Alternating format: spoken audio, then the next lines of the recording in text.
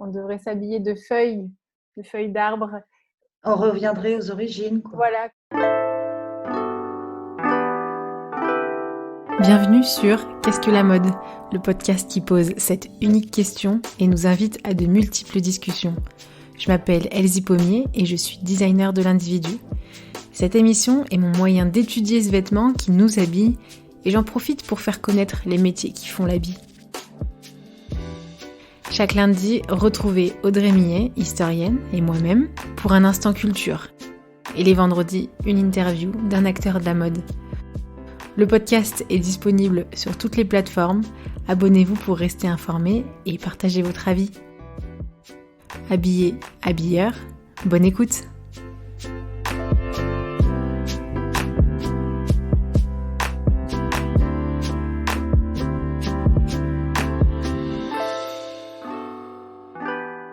Audrey, je crois que j'ai trouvé comment s'habiller en fait.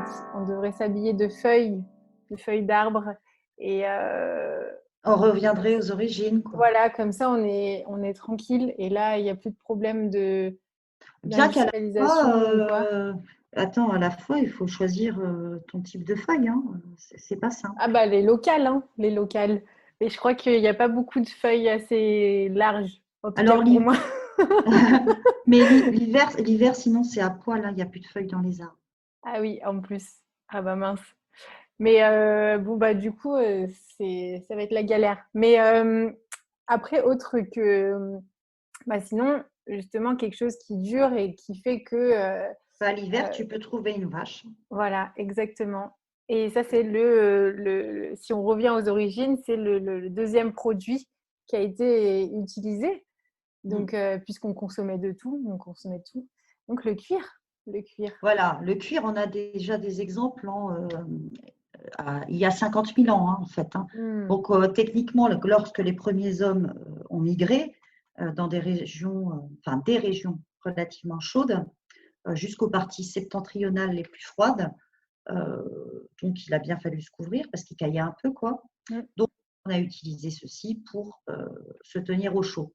Le problème, c'est que, en fait, le problème qu'on rencontre aujourd'hui, hein, c'est qu'une peau non traitée, elle est hyper raide et puis elle va se casser. Donc, ou bien elle redevient vivante aussi, sinon. Ouais, donc, avec d'autres animaux. Voilà, donc c'était c'est un peu la teuf, au miasme et tout ça, pas trop bien.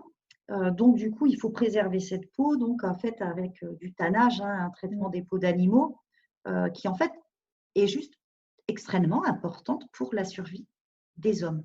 Il y a divers moyens qui sont utilisés. On fait bouillir les peaux dans l'écorce d'arbres et on les sale ensuite. Et presque toutes les techniques en fait, de conservation déjà à l'époque vont se terminer par le frottement des peaux avec de la graisse animale pour les ramollir et par le pliage et la mastication des peaux jusqu'à ce qu'elles deviennent molles. Donc, c'est vraiment un système utilisé depuis très très longtemps. Et on utilise des aiguilles en os pour coudre et donc créer, pour les assembler. Plutôt pour l'assemblage effectivement des pièces. On retrouve, alors c'est intéressant parce que du coup ces peaux sont totalement unisexes.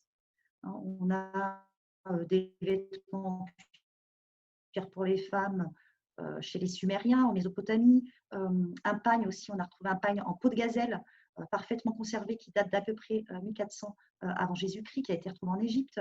Et on trouve également de nombreuses références au cuir dans la Bible. Et dans les ruines de Pompéi, on a des tanneries.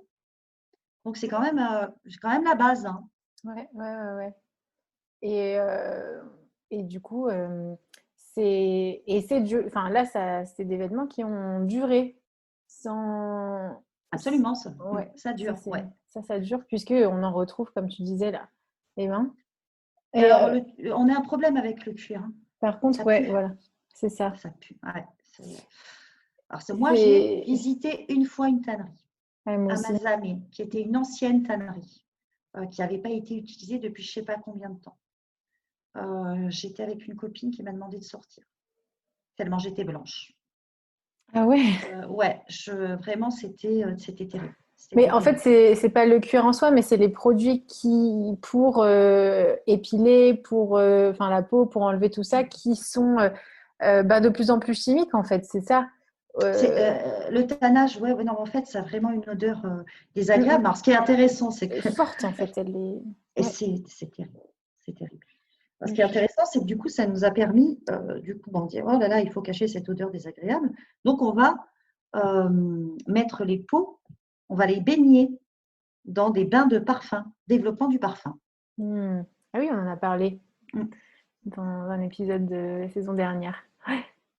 Et bah, c'est sûr que parce que quand il y avait encore cette époque du coup du gant et tout ça, aujourd'hui on en a de moins en moins, mais quand tu as un gant et que tu parles facilement avec les mains, ou bien les mains elles sont là devant Ouais. nous et que ça sente le cuir ultra fort, c'est Mm. sûr que c'est pas agréable.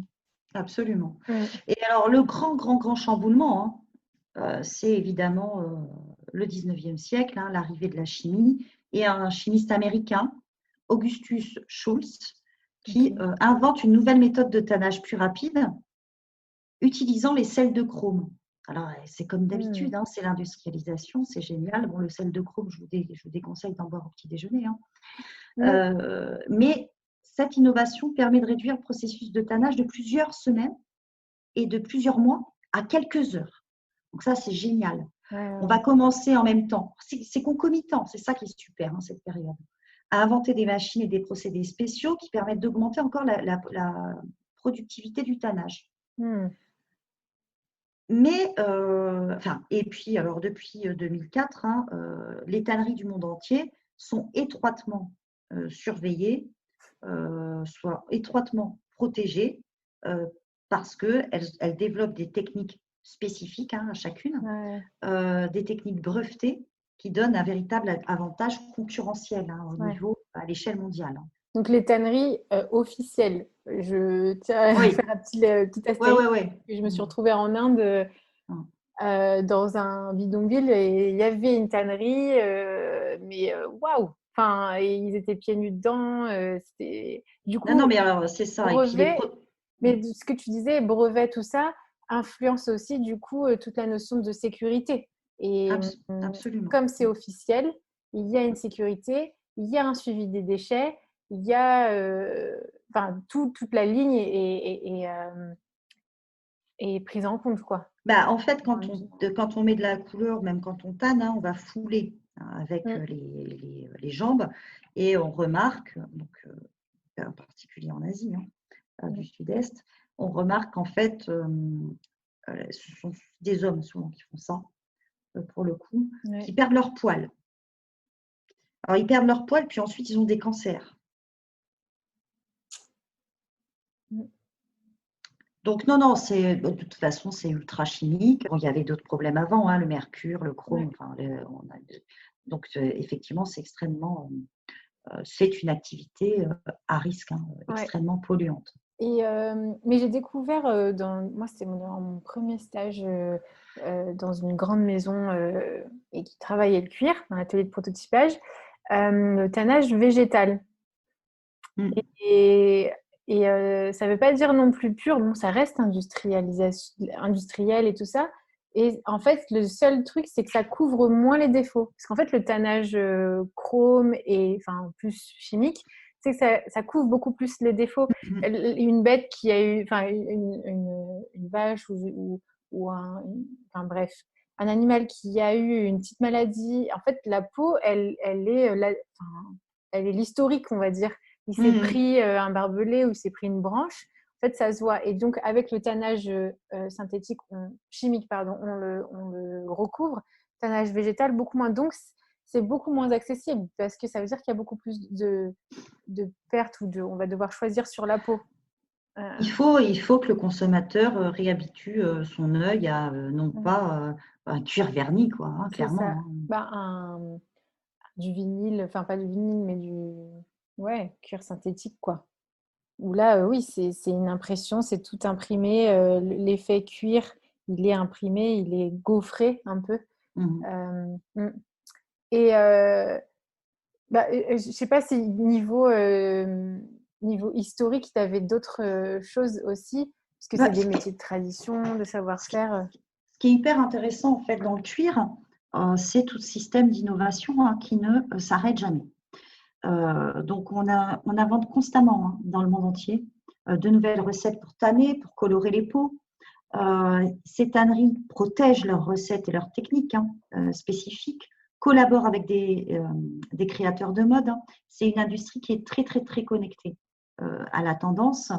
Il y a de l'estampage, du gaufrage, du délavé, de la teinture, du plissage, de l'impression, du perlage, du flocage, de la perforation. Il y a énormément de choses, de possibilités, de la broderie également. Ouais, donc, c'est pas du tout… ça reste… C'est une industrie qui a vraiment un pied dans la tradition, mais également un pied dans l'avenir. Recherche et développement énormément développé. Et on remercie la veste d'aviateur portée par le général Patton pendant la Seconde Guerre mondiale, qui a diffusé cette mode, la veste en cuir de James Dean dans les années 50, qui ont été des moments très, très importants. Et dans les années 60-70, on a la styliste américaine Bonnie Cashin, qui a beaucoup travaillé le cuir. Et en fait, tout son travail a été repris notamment par Montana, Versace, Armani, Ungaro, Fendi, et on connaît bien, évidemment, le cuir de J3. Voilà, ce cuir ultra flexible, complètement Marvel, qui est hyper intéressant. Et d'ailleurs, aujourd'hui, dans toutes ces recherches et tout ça, il y en a une qui essaie de s'incruster avec le terme cuir dit végétal, ou cuir vegan. Moi, je voulais profiter de faire un point aussi là-dessus, parce que le cuir en soi, depuis tout à l'heure, on en parle et pour nous, c'est normal. Donc, il y a une définition qui est soumise vraiment à la réglementation, que c'est une matière qui est obtenue d'une peau d'animal. Et puis, du coup, le cuir vegan, ça n'existe pas en soi. Non, alors je crois que là, il faut remettre les questions sociales et politiques, parce que ça part de ça, en fait. Donc, on a l'Organisation de défense des animaux, on connaît sous le nom de PETA, qui s'est attaquée par le passé à l'industrie du cuir et de la fourrure. Donc, elle reconnaît que la plupart des cuirs utilisés dans l'habillement sont fabriqués à partir de sous-produits de la consommation alimentaire. Ça, la PETA est d'accord. Mais elle accuse les fabricants des pays en développement de procéder d'abattage inhumain et d'utiliser des toxines dans le tannage du cuir, et la PETA a tout à fait raison. On a aussi une autre association qui est une association commerciale des fabricants, la Leather Apparel Association, LAA,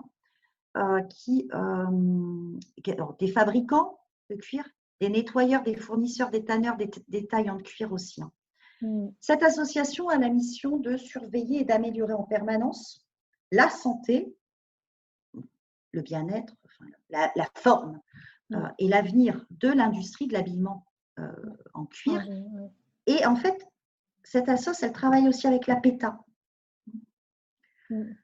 Il y a d'autres associations qui aussi revendiquent une collaboration entre fabricants, vendeurs, teinturiers, et qui ont des services techniques, environnementaux, éducatifs, mais également statistiques.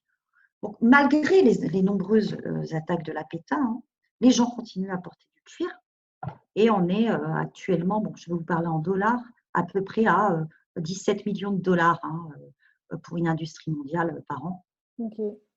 Alors que l'attrait du vêtement en cuir se poursuit, l'industrie du cuir cherche quand même, l'air de rien, de nouvelles méthodes, des nouvelles méthodes de tannage pour traiter le cuir, des questions. Ensuite, ce que tu disais sur le cuir, alors on a un épisode sur la mode éthique. Alors, cuir vegan, on y va, on peut remettre tous les adjectifs de base. Et là, en fait, je voulais juste faire un point sur… justement, il y a une tendance à à cette mode éthique et du coup s'empare aussi tout le vocabulaire promotionnel de communication et tout ça. Et du coup, on fait des raccourcis. Et en fait, le cuir vegan n'existe pas. Et je voulais juste profiter de cet épisode pour faire un point en disant qu'il faut questionner justement quand on nous dit cuir vegan, qu'est-ce que ça veut dire? Puisque en fait, aujourd'hui, il y a aussi beaucoup de recherche et développement pour ne pas utiliser la matière, la peau d'animaux, pardon. Et donc, on se retrouve avec le Sky, le Pignatex, le Muskin qui est fabriqué à base de champignons ou le liège. Mais ça, justement, je me demandais, on va bien voir dans 15-20 ans comment ça va réagir face à la nature, puisqu'en fait, c'est c'est des matières synthétiques, donc à base de l'industrie pétrolière. Voilà. Ça, ouais, on verra les conséquences parce que évidemment, c'est bien mignon là, toutes ces nouveautés, mais on ne connaît pas leur impact sur plein de choses, qu'elles soient sociales, écologiques. Sur l'humanité, aussi. Ouais. Et ce qui est surtout, ce qu'il faut attaquer à la base, c'est surtout l'industrie du cuir, freestyle, voilà, borderline, quoi, qui n'est pas calibré, qui n'est pas réglementé par des bases sanitaires et par des États. Ouais, et qui prête attention à la santé, de tout ce qui se passe. Non, mais super intéressant du coup de voir le cuir et de pas diaboliser en fait une matière, mais de nouveau de se questionner.